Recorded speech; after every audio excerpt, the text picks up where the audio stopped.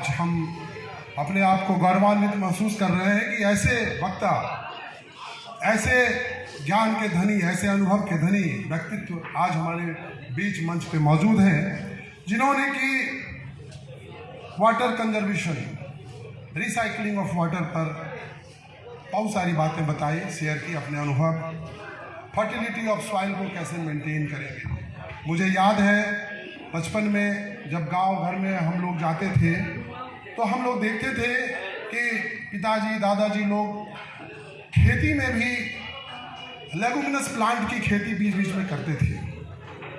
और जब आगे जा कर के हम लोगों ने गहन में अध्ययन किया, पढ़ाई की, तो पता चला कि जितने भी द्विफलक पौधे हैं, डाइकोटिलिडन्स जिसको कि हम अंग्रेजी में बोलते हैं, दलहन, इन पौधों के जड़ में एक बैक्टीरिया होता है, उसको कि हम लोग लेगुमिनस बैक्टीरिया बोलते हैं। और ये बैक्टीरिया जो कि हमारे एनवायरनमेंट में, जैसा कि आपको ज्ञात है कि हम लोग लगभग 71% नाइट्रोजन है हमारे एटमॉस्फेयर में, 22 के आसपास ऑक्सीजन है, तो ये यहाँ से एटमॉस्फेयर से नाइट्रोजन को फिक्स करते हैं सॉइल में। और आज जो जिस तरह की खेती लोग कर रहे हैं उसमें नाइट्रोजनस फर्टिलाइजर को बाहर में केमिकल फॉर्म में डालते हैं। और इसका जो सबसे दुष्प्रभाव जो हो रहा है, इससे काफ़ी सारे जो ये पॉल्यूटेंट्स हैं, जो कि नाइट्रस ऑक्साइड, जो कि ग्रीन हाउस गैस, आगे यहाँ विद्वान वक्ता लोग इस पर चर्चा करेंगे।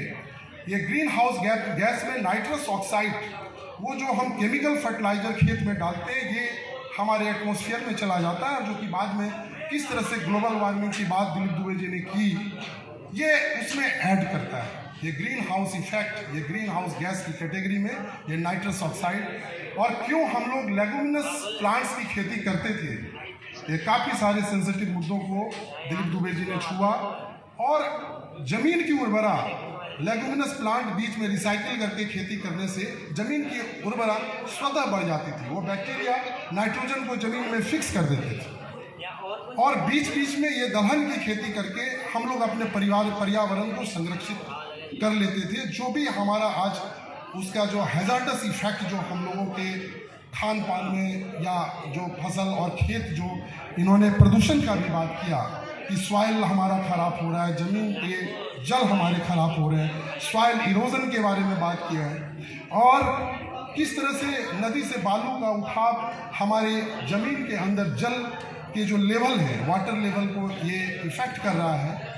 धन्यवाद दिलीप दुबे जी, आपके विचार से हम लोग गौरवान्वित अपने आप को महसूस करते हैं कि आपने इतने सारे विषय को छुआ और हम लोग इससे अवगत हुए। अगले वक्ता के तौर पे मैं मंच पे आमंत्रित करना चाहता हूँ श्री रजत मुखर्जी जी का, जो कि बहुआयामी व्यक्तित्व के धनी हैं और बहुत सारे कार्य इन्होंने पर्यावरण के ऊपर में किए हैं। बहुत बच्चों को जागरूक करना, समाज में चेतना फैलाना पर्यावरण के प्रति। हम इनके प्रति आभार व्यक्त करते हैं कि आज वो हमारे साथ मंच पे मौजूद हैं।